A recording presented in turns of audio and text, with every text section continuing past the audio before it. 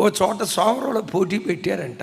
అదిగో అట్టిపళ్ళు గెల్లున్నాయి, మీరు వెళ్ళి తెచ్చుకోండి అని కూర్చున్న వాళ్ళకి చెప్పారంట. మేము అంత దూరం నడుచుకుంటా వెళ్తే మేము ఎట్లా సోమరోళం అవుతాం? అట్టిపళ్ళు తీసుకొచ్చి ఒకడికి వేస్తే వాడు చక్కగా తీసుకున్నాడు. రెండో వాడికి వేస్తూ ఉంటే అన్నాడంట, ఒలిసి అన్నాడంట. అబ్బా, వాడికంటే వీడు సోమరిపోతాడు అని చెప్పి వీడు కొలిసి ఇచ్చారంట.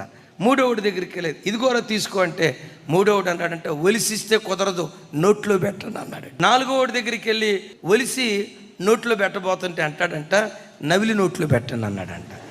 నీ జీవితంలో ఒక అరుణోదయ ప్రార్థన లేకుండా, నిద్ర చంపుకునే జీవితం లేకుండా నేను పరిశుద్ధంగా బ్రతకాలని నువ్వు ఆశిస్తే ఎట్లా నువ్వు పరిశుద్ధంగా బ్రతుకుతావు?